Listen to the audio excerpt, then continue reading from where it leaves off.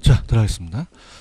좀 강의 뭐 들을만 하신가요? 그죠? 예. 그래서 일단은 뭐 입문과정이다 보니까 일단은 그 강의 수가 많지가 않죠. 다음 주가 이제 종강이고 방학이 들어가잖아요. 그래서 6강의 정도 이렇게 하는데 일단 저거 EBS도 지금 가기하고 있는데 일단 기초 입문과정을 좀 쉽게 좀 접근을 했으면 좋겠어요. 그죠? 이게 틀이 있다라는 걸 좀 잡았으면 합니다. 아시겠죠? 그죠? 마찬가지죠. 지금 제가 여러분들한테 해드릴 게 상환하는 방식이 달라요. 그래서 지금 원금 균등이 있고 원리금이 있고 최정식이 있거든요. 그죠? 그래서 이것도 이제 원래는 이제 제가 1, 2월 달에 가서는 뭐 거기 나와 있는 계산보다 제 특유의 계산을 또 해서 여러분한테 설명을 해드릴 텐데요. 일단은 그 세 가지가 어떻게 돌아가고 초기에 또 누가 많이 내느냐 요 정도만 이제 조금 가져갔으면 해요. 그래서 한번 들어가 보도록 하죠. 일단 제가 1, 2월 달에는 계산을 할 텐데 일단 대출 상환 방식이에요. 그럼 대출 상환 방식이 얘네들은 조건은 같아요. 만약에 이제 1억을 대출 받았다 융자에 그 다음에 뭐 10년 기간이다 기간 그 다음에 연 10%라는 이 조건에 고정금리를 받는 건 똑같은데 상환하는 방식이 똑같습니까? 상환하는 방식이 다릅니까? 달라요. 그죠? 그래서 우리가 거치기가 끝나면 원가 이자 같이 갚아나거든요. 근데 이제 계산까지 하게 되면 지금 뭐 다음 주는 제가 또 이 개발이나 이런 것도 하고 이제 감정평가까지 가야 되기 때문에 간단하게만 말씀드려 볼게요. 자, 얘네들 이거예요. 자, 들어보시면요. 원금 균등은 자, 원금 균등 상환 방식은 자, 그냥입니까? 얘는 원금이 균등하다라고 글씨에 나와 있죠. 나와 있나요? 그럼 얘는 그냥입니까? 원금이 균등합니까? 균등하죠. 근데 이거는 나와 있기 때문에 굳이 이걸 물어보려고 그러진 않습니다. 얘네들이 뭘 물어보냐면 아까 했던 거예요.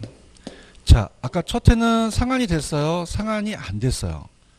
그럼 이자가 제일 많겠죠. 그런가요? 그러면서 원금이 상환되면서 그냥입니까? 이자가 줍니까? 줄죠. 그러면 이자가 점점 감소한다는 게 얘네들이 타겟이에요. 그죠? 이론상, 그죠? 타겟이고, 그 다음에 요걸 합치면 요게 전체가 원리금이잖아요. 그죠? 그럼 원리금이 초기에 적습니까? 초기에 굉장히 많습니까? 많고 점점 줄어든다는 방식이에요.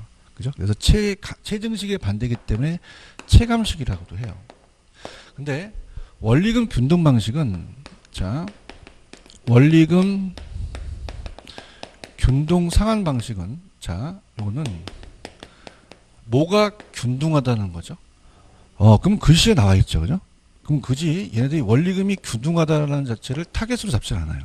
그죠? 왜 글씨에 나와 있으니까. 그런가요? 그럼 어떤 걸 타겟을 잡냐면 이론을 아냐는 건데요. 자, 상환이 되면서 그냥입니까? 이자가 줍니까? 줄죠. 그죠? 그럼 초기에 이자가 많다는 얘기입니다. 그죠? 그럼 초기에 낮다, 이자가 많다. 많죠.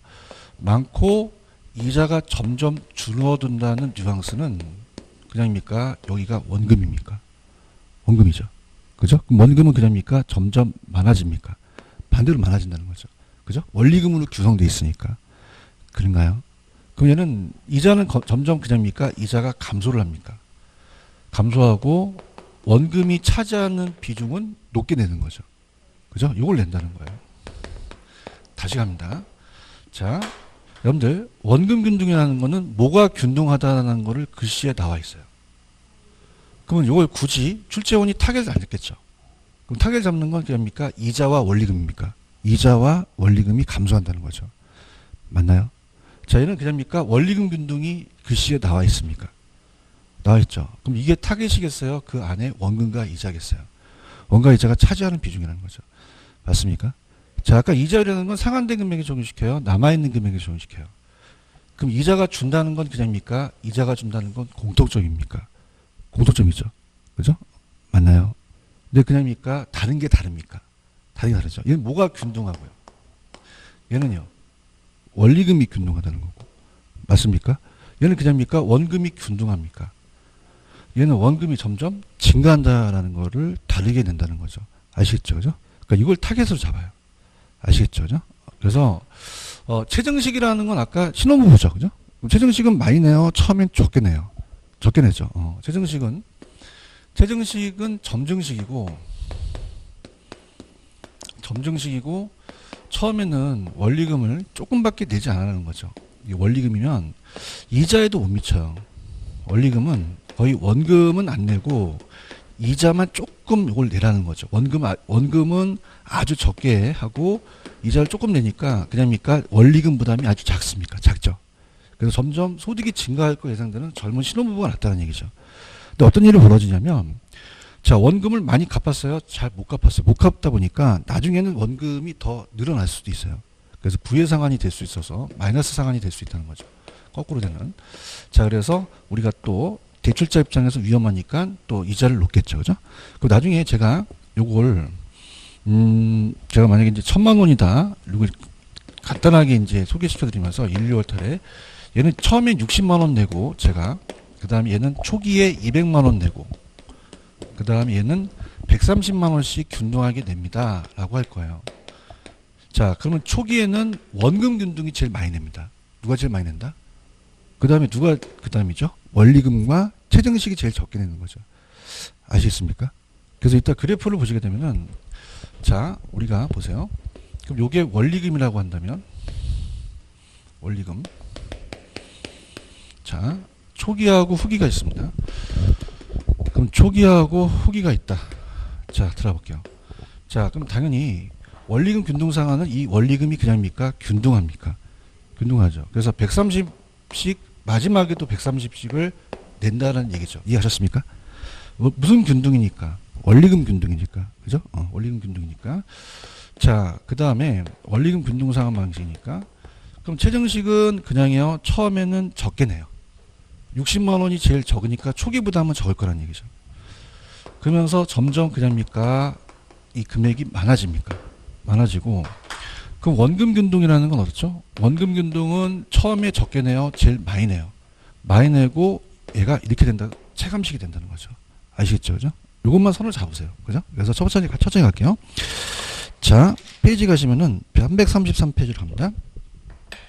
자, 333페이지 가시면은 무슨 균등 상환 방식이라는 게 있죠? 원금이죠.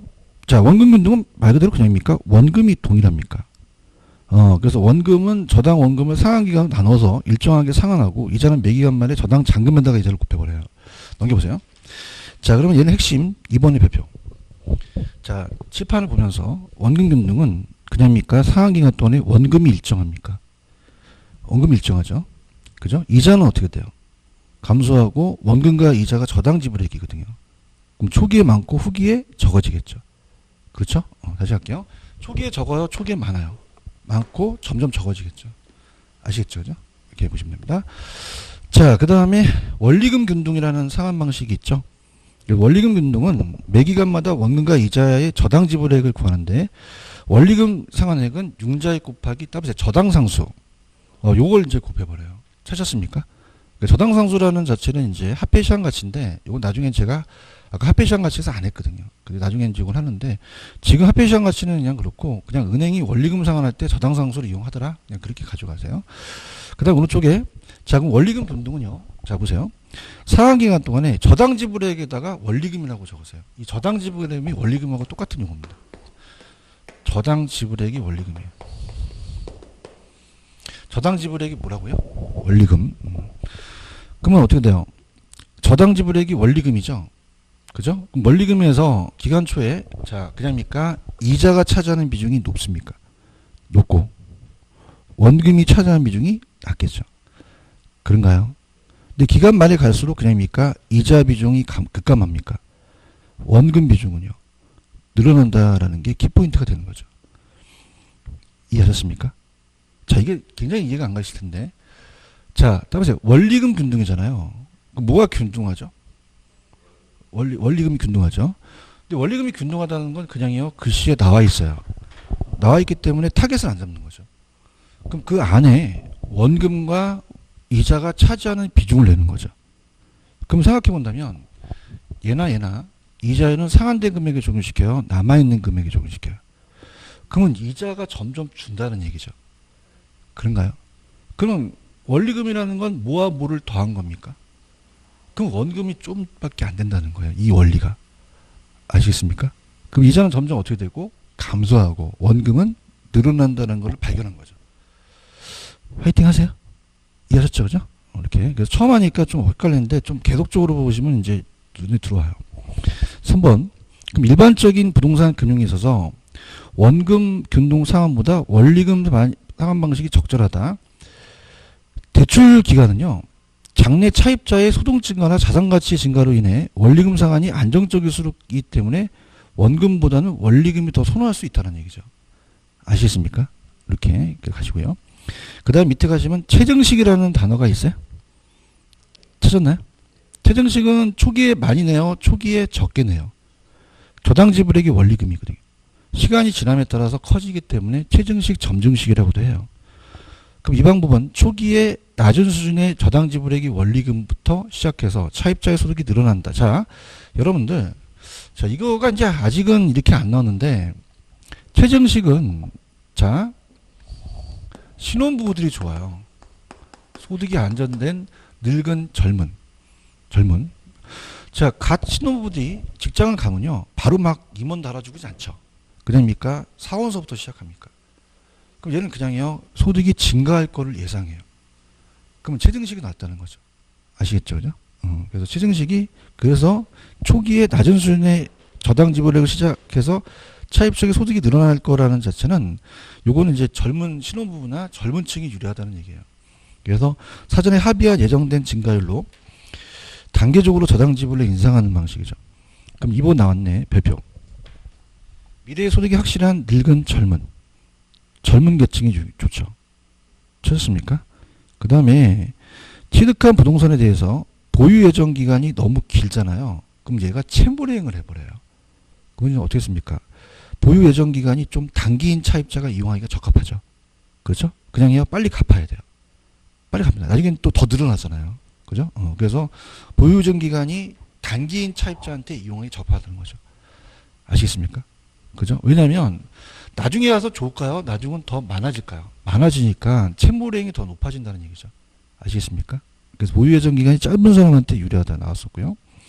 주택 금융 기간이 대출금 회수가 빨라요? 좀 느려요? 그럼 차입자의 소득 증가에 상한액 증가에 미치지 못할 경우 시간이 지날수록 채무례행이 발생할 단점이 있죠. 그래서 은행이 더 이자를 높게 받을 수밖에 없다는 거고요. 자, 초기 지불액이 이자 지급분도 못 미칠 수 있다. 그럼 즉 저당 잔금이 오히려 그냥입니까? 오히려 증가할 수 있습니까? 증가될 수도 있죠. 이해하셨습니까? 그러니까 예를 들어서 1,000만 원을 빌렸는데 어떻습니까? 1,000만 원을 빌렸는데 원금을 조금밖에 안 갚잖아요. 그죠?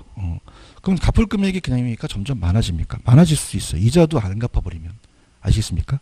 그래서 마이너스 상환이라는 거는 그냥 상환이라는 자체는 그냥입니까? 이 금액이 줄어들어야 됩니까? 줄어드는데 1,000만 원에서 원금을 조금밖에 안 갚고 이자도 안 갚잖아요. 그럼 이자도 그냥 내야 돼요. 내야 되면 원금이 불어날 수도 있다는 거죠. 맞습니까? 그럼 오히려 갚아야 될 금액이 적어져요? 더 많아져요? 그러니까 마이너스에 대한 부의 상환이 될 수 있다는 거죠. 초기서부터. 아시겠죠? 그 다음에 그림이 이거예요. 저당 지불액이 원리금이면, 자, 영어로 지금 여러분들 거기 보시면은 CAPM이 이게 원금 균등이고요. 그 다음에 중간에 CPM이 원리금이고, 그 다음에 밑에 우리가 GPM이라고 돼 있죠. 찾았습니까? 그럼 다 지우세요. 영어 안 나와. 그냥 이렇게 올라가는 거는 이거는 최정식이라고 적으세요. 영어 지우고. 혼돈돼요. 그 다음에 중간에 영어 있죠? 지금 중간 영어 찾으셨어요? 중간에 CPM 찾으셨어요? 지우고 원리금이라고 해놓으세요. 원리금 균등이고. 그 다음에 마지막 보시면 밑에 CAM이라는 게 있죠. 지우시고 원금 균등이라고 해놓으세요. 그래서 뭐 저자분이 잘 쓰셨고 취지는 좋으나 우리 수강생 입장으로 가야 되는 거잖아요. 제 말이 틀린가요? 맞아요? 그러면 자, 처음에는 누가 제일 많이 낸다는 거죠? 원금 균등이잖아요. 그죠? 그 다음에 이거 무슨 균등이죠? 원리금이고, 이거 뭐죠? 최정식이라는 얘기죠. 아시겠죠? 그죠? 잔금은 아직 잡지 마세요. 잔액은 이제 그래프 자체가 좀 어렵기 때문에 이걸 잡아드리기가 좀 힘듭니다. 무슨 말씀인지 아시죠? 그래서 지금 이제 집에 가셔서 여러분들 이걸 아실 겁니다. 최정식은 그냥요, 초기에 적어요. 적죠? 맞습니까? 그러면 늙은이에요. 좀 소득이 안정된 젊은 부부예요. 초기에 낮잖아요. 맞습니까? 그럼 얘네들은 확실히 얘네들과 구분이 되거든요. 그럼 얘네들이 노리는 건 이 두 가지를 물어봅니다. 헷갈리거든요. 그죠? 그다음에 원금 균등, 원리금 균등. 헷갈려요. 그런가요? 자, 이건 그냥입니까? 원금이 균등합니까? 어떻게 하셨어요? 글씨에 적혀져 있잖아요. 자, 우리가 이제 부부끼리 싸우는 건요, 대화가 안 돼서 그런 거예요. 저랑 여러분들하고 대화가 돼야지만 저랑 부딪히지 않아요. 그냥요, 글씨에 나와 있어요. 나와 있죠. 무슨 말인지 못 알아듣겠어요? 그 글씨에 나왔으니 굳이 얘를 타겟을 잡지 않는다는 거죠. 그런가요? 그럼 타겟 잡는 건 그냥입니까? 이자와 원리금입니까? 그죠? 그렇죠? 그러면 어떻게 됩니까? 이해를 해야지만 맞출 수 있는 거죠. 그냥요, 이자는 남아있는 금액이에요. 처음엔 상환이 됐어요, 안 됐어요? 뭐가 높죠? 점점 이자가 준다는 거죠. 원리금도 준다는 거죠. 맞습니까? 그럼 얘는 원금 균등을 물어보겠어요? 이자와 원리금을 물어보겠어요? 원리금을 물어보시고. 맞나요? 자, 원리금 균등은 그냥요, 원리금이 균등해요. 어떻게 썼어요? 글씨에 나와 있으니까. 타겟 잡지 않겠죠. 그죠? 그러면 그 안에 있는 원금과 이자가 달리 상환되는 거죠. 그런가요? 그럼 얘도 그냥입니까? 이자가 줍니까? 왜? 원금이 상환되니까. 근데 원금은 얘를 본다면 점점 어떻게 돼요? 늘어나는 게 되는 거죠. 얘가 처음부터 줄으니까. 아시겠습니까? 그래서 계속적으로 가셔야 돼요. 할게요. 원금 균등은 그냥입니까? 원금이 균등합니까? 이자는요? 원리금도요? 줄고요. 얘는 뭐가 균등하죠? 자, 이자는 어떻게 되고요? 이자. 줄고, 원금은요? 늘어난다는 거죠. 연습을 좀 해보세요. 아시겠습니까? 그러니까 강사가 돼서 여러분들도 원금을 이렇게 치세요. 그죠? 치시고, 그냥이야 상환이 아직 안 됐어요. 그죠? 뭐가 차지하는 비중이 높겠어요? 이자죠. 그럼 이자가 줄고 원리금이 준다는 거. 체감식이 되는 거. 맞습니까? 자, 집에 가서 그려보세요. 이건 무슨 균등이죠? 원리금 균등이죠. 그런가요? 그럼 얘도 그냥요 상환이 돼요. 그럼 처음에 이자가 많고 점점 줄고요. 원금은 늘어난다는 거죠. 아시겠습니까? 그러니까 얘랑 얘를 지면 돼요. 얘가 이렇게 헷갈리니까. 그죠? 그래서 나중에 이제 그게 되시면 그 밑에 있는 제가 336페이지 비교를 해드릴게요. 지금 여러분들이 입문 과정에서 이걸 자꾸 나 따라오시면요. 머리가, 그러니까 여러분들이 우습게 보는 게 아닙니다. 여러분들이 유치원생이고, 이제 1, 2월, 3, 4월 가게 되면 이제 초등학생이 되고, 중고등학생 되면 그때 가서 이제 여러분들이 가는 거죠. 아시겠죠? 그죠? 지금 단계이기 때문에 여러분들은 이제 편안하게 가셔서 이것만 좀 보시면 돼요. 아시겠나요? 자, 이렇고요. 그 다음에 337페이지. 최대 대출 가능 금액 계산 별표 3개. 자, 이건 계산해 드릴 건데. 그다음에 LTV. 찾았습니까? 그래서 이 계산 방식이 나와. 물론 신DTI랑 DSR이라는 게 있는데 아직 얘가 계산이 안 떴거든요. 자, 그래서 갑니다. 우리가 최대 대출 금액이에요. 최대 대출 가능 금액입니다. 자, 그러면은 LTV를 먼저 얘기를 해요. 그래서 이거는 L을 V로 나눈다. 이거 2로 나눈다 그러거든요. 그래서 이제 이렇게 보면요. 만약에 이게 담보 인정 비율이에요. 담보 인정 비율. 자, 그러면요. 간 김에 가볼게요. 자, 이게 이제 부동산의 가치고, 이게 융자이거든요. 한 페이지 넘겨보세요. 기출문제를, 우리가 문제를 볼게요. 넘겨보세요. 넘기시면은, 그, 조그만 박스에 당구장 표시에 주택담보대출을 희망하는 A 소유 주택 시장 가치가 3억이라는 단어가 있나요? 박스. 3억. 그 다음에, 박스에 보시면은, LTV가 60%라는 단어가 있나요? 그걸 곱하면 됩니다. 다시요. 지금 가치가 얼마죠? 3억. 그 다음에 LTV가 몇 퍼센트? 이걸 곱하면은 융자액이 나오거든요. 그런가요? 그러면 우리가 0.6에다가 36, 18이죠. 그러면 1억 8천까지 빌려준다는 거죠. 그죠? 그래서 1.8억이라는 게 1억 8천이거든요. 그렇죠? 그 다음에 계산기 두드리기는 게 이 저자가 얘기하시는 건 뭐냐면 60%는 0.6을 된다는 얘기 아시겠죠? 그렇죠? 근데 이제 뭐냐면 이 3억이라는 숫자가 우리가 3빵빵 빵빵빵 빵빵빵이에요. 이걸 치지 말라는 얘기죠. 이 저자는. 그죠? 그냥입니까? 그냥 3을 곱하면 됩니까? 3을 0.6으로 곱하면 돼요. 얘기해 보세요. 그럼 다음에 1.8억. 이건 1억 8천이라는 뜻이거든요. 아시겠습니까? 그러니까 여러분들 계산기 이걸 두들겨갖고 이걸 0.6 하게 되면 그게 힘들다는 얘기, 이 저자분에 대한 메시지가. 오케이? 그냥이야 3을 그냥 놔두고 0.6이니까 1.8억이라는 건 1억 8천이라는 뜻이라는 거죠. 이해 갔나요? 그러면 담보가치로서 얼마까지 빌려준다는 거죠? 1억 8천까지 빌려준다는 거죠.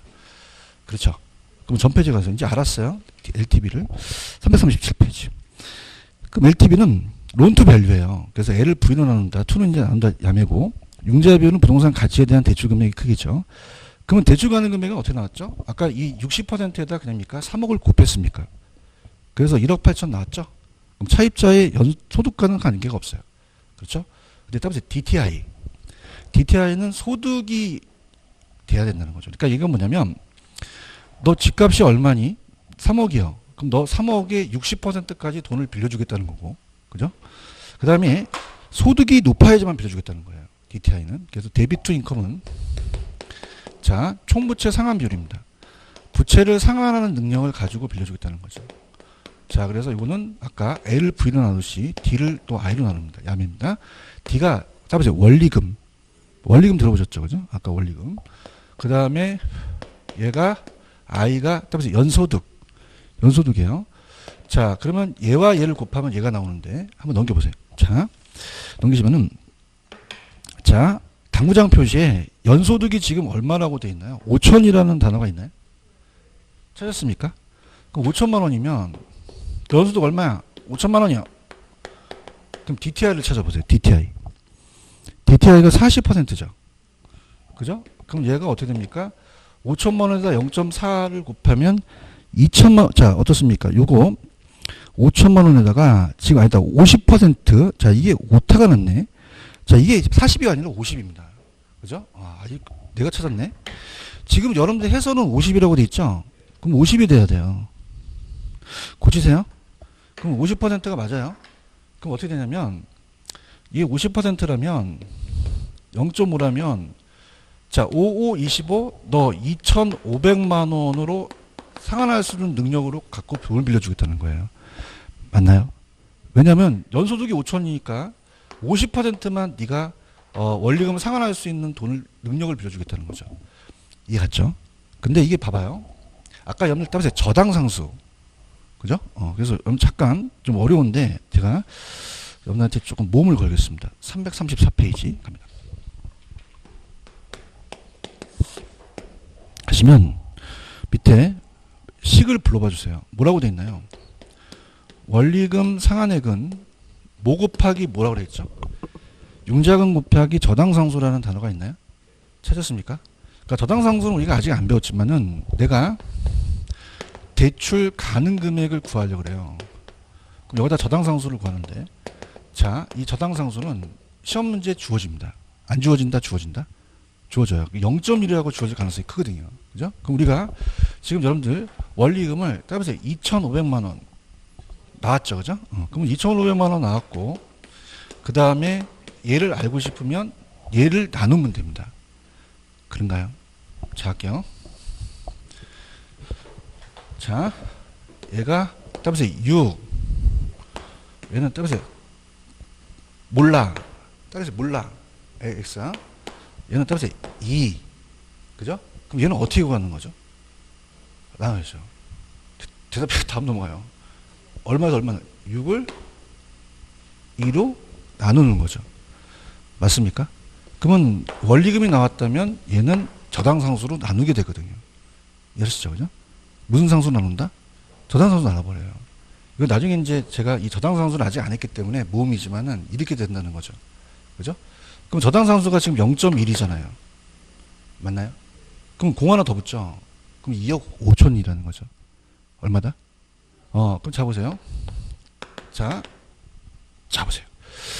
자, 여러분들, 지금요, 정부가 활성화 시키려고 그래요? 막 규제하려고 그래요? 그럼 이 비율을 높여야 될까요? 낮춰야 될까요? 낮춰야지만 제한받거든요. 그런가요? 근데 거래가 안 돼요. 그럼 이 비율을 그냥입니까? 높여야 됩니까? 높일수록 더 대출이 늘어난다는 거죠. 그런가요? 그럼 만약에 얘가 어떨까? 요거를 만약에 3억이 아니라 만약에 이거를 90%까지 높여줘요. 그럼 그냥입니까? 융자액이 늘어납니까? 늘어나요. 대답해보세요. DTI도 마찬가지예요. DTI도 낮춰야 돼요? 높여야 돼요? 아니, 그러니까 이 DTI를 높여야 대출 금액이 많아지거든요.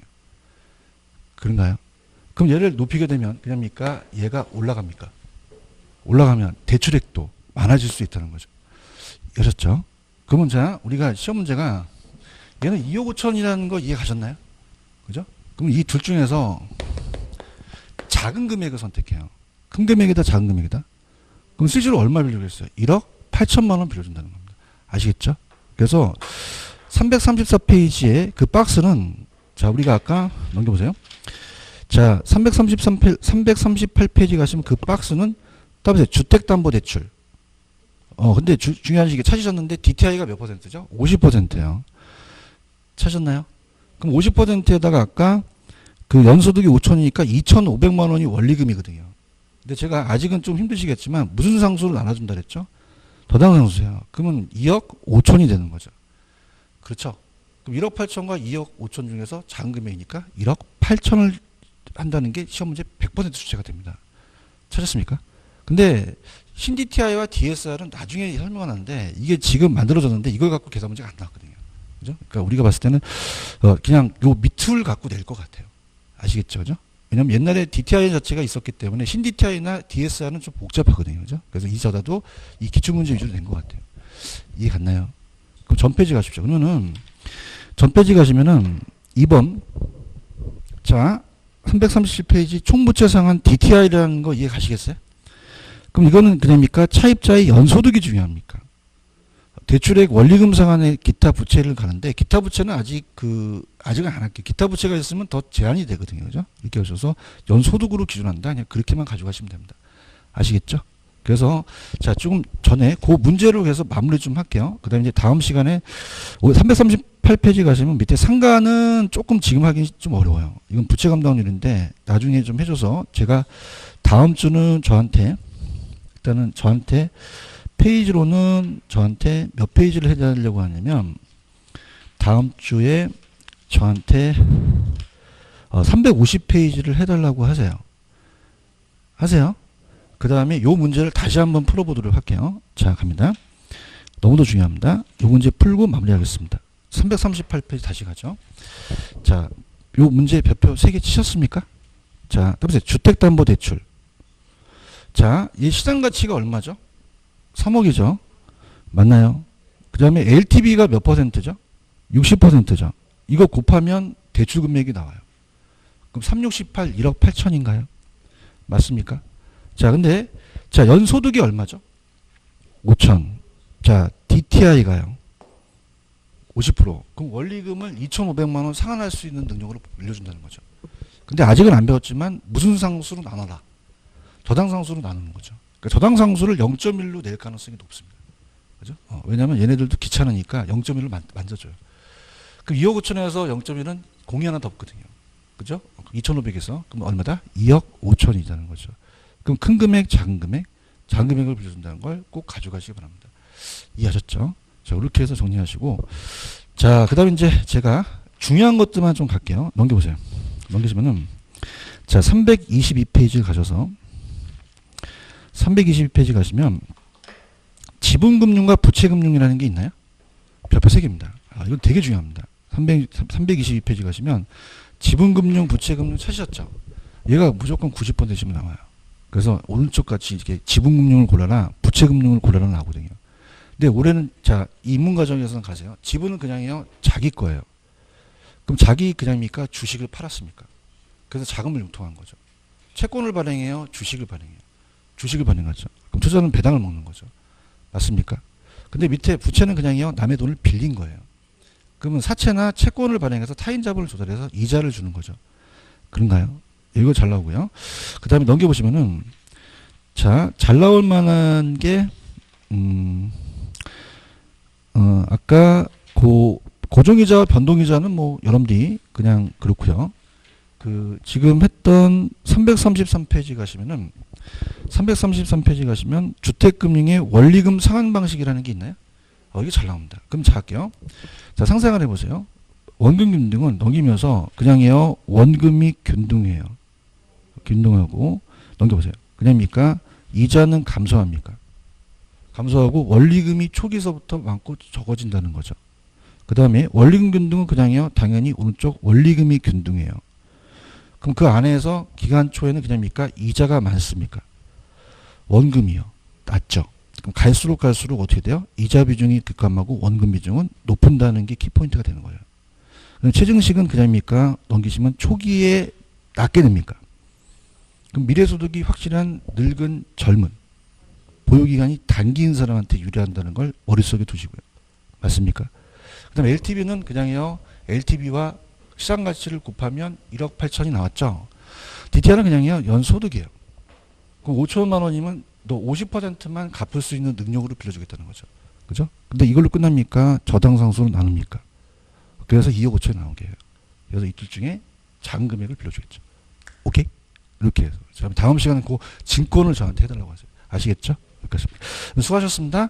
감사합니다.